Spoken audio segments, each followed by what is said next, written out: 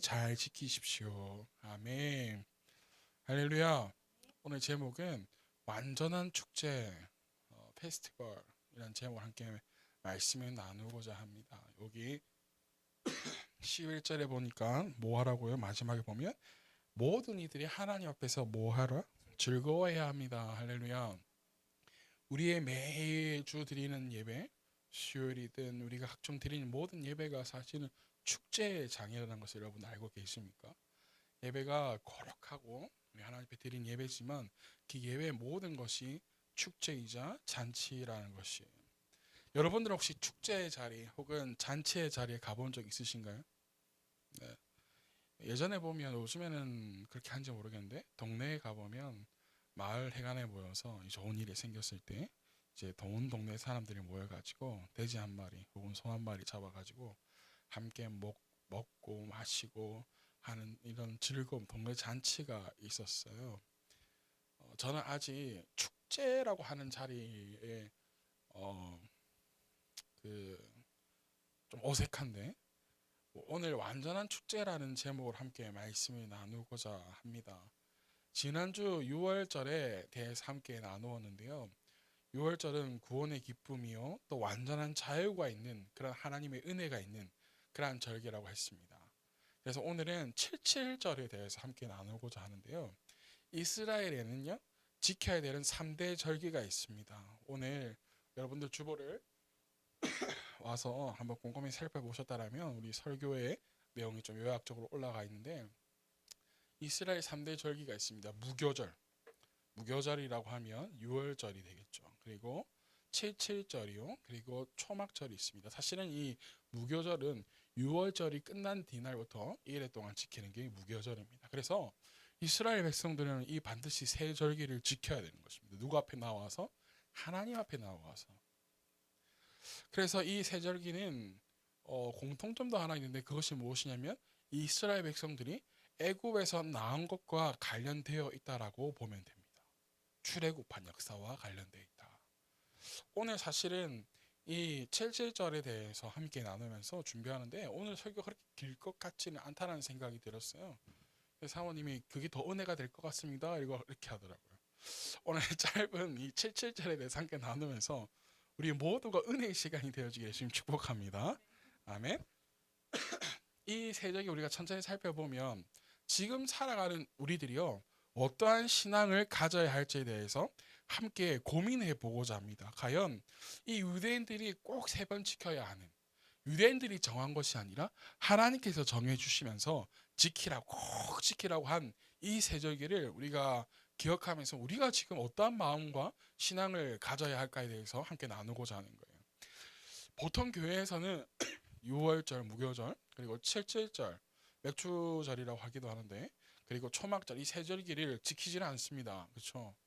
네, 내일이 77절입니다. 이번 주 77절입니다 하면서 지키는 교회가 없죠. 내일은 6월절입니다. 내일 다음 주부터는 무교절 기간이 되니까 여러분들의 삶 가운데서 누룩을 다 제거하셔서 그 빵만 먹으시기 바랍니다. 이렇게 하지는 않잖아요. 그죠? 그래서 77절 더군다나 77절을 우리에게 더 어색하게 다가올 수도 있습니다.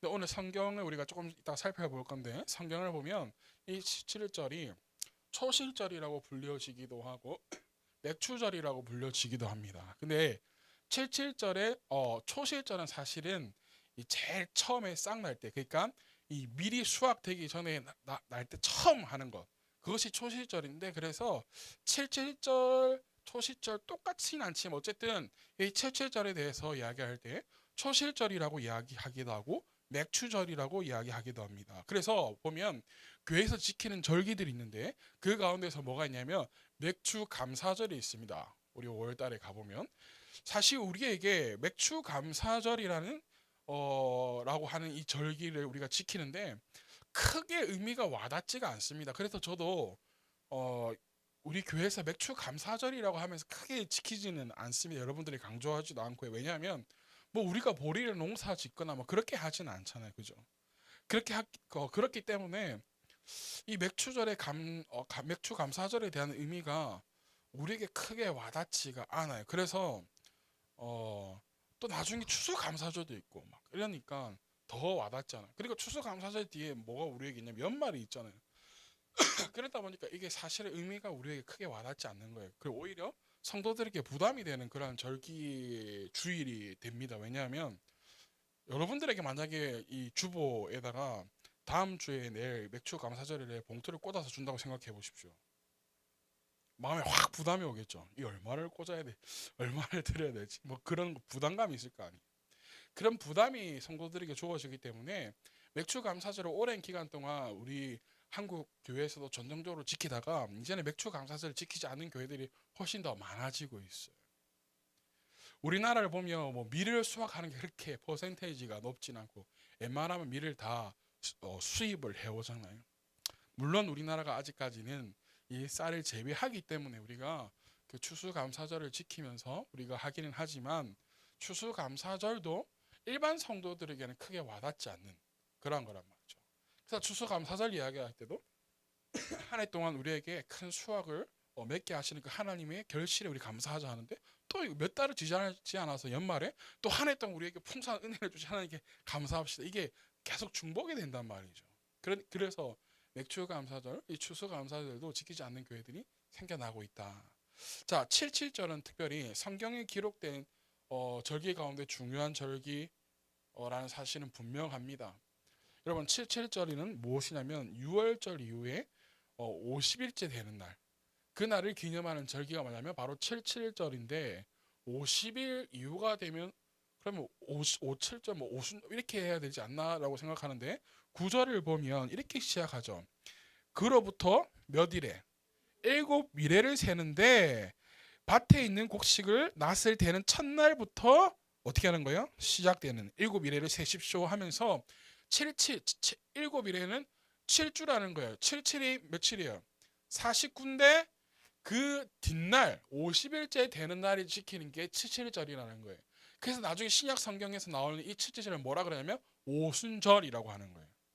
이해가 되시나요?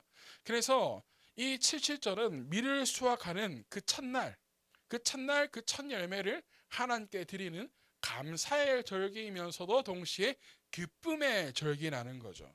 그래서 우리 오늘 말씀해 보면 11절에 모두가 누구 앞에서 즐거워해야 합니다? 하나님 앞에서 즐거워해야 됩니다 라고 이야기하고 있는 거예요. 여러분 레위기 23장으로 한번 가보실래요? 레위기 23장 15절에서 16절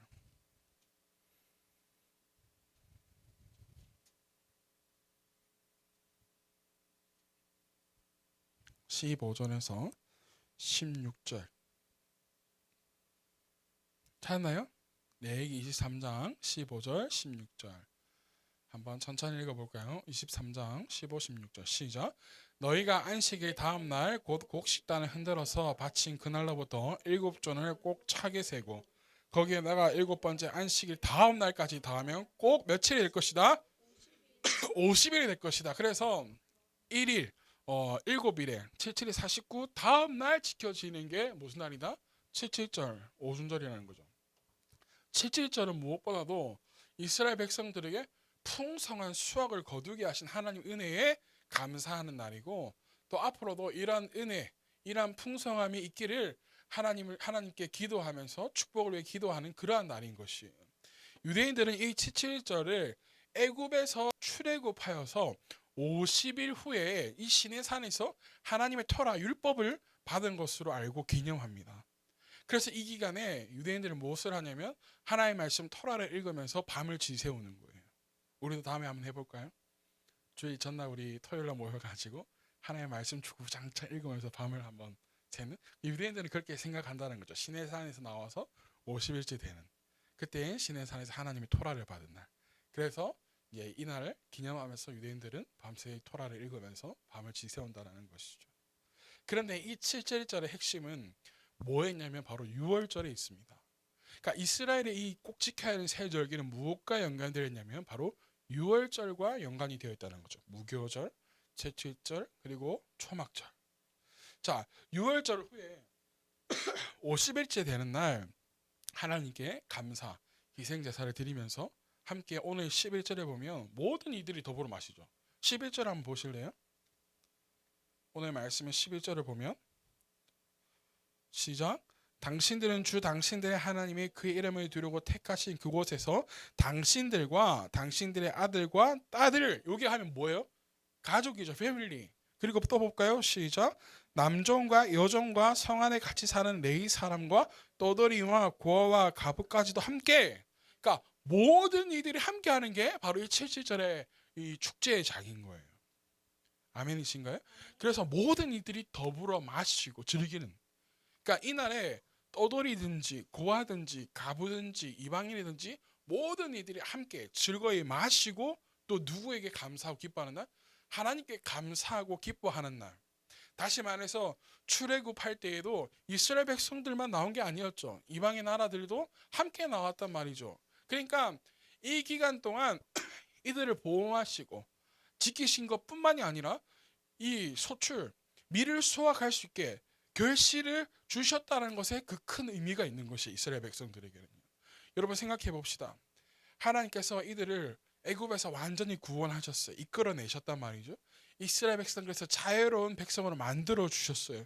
하나님의 백성으로 삼아주신 놀라운 은혜가 여기에 있는데, 완전한 자유가 있기 위해서는 무엇이 있어야 되냐면 수확할 수 있는 은혜가 있어야 되는 거지. 자유는 얻었지만 먹을 것이 없는, 가나안 땅에 들어갔는데, 축복의 땅이라고 들어갔는데 그곳에서 결실을 맺지 못하면 이들에게는 사실은 자유예요, 자유가 아니에요? 자유가 아닌 것이에요. 근데 하나님께서 가나안 땅에 들어가게 하셔서 첫 수확을 맺게 하시는 은혜가 이들에게 있었다라는 거죠. 그러하게 이들에게는 완전 기쁨의 절기인 거예요. 6월절 무교절은 약간 누룩을 빵을 먹고 하면서 조금 그거 하다면, 이 칠칠절은 그것에서 하나님께서 소출을 거두게 하신 기쁨의 절기요, 완전한 하나님과 함께하는 그러한 절기라는 것이에요.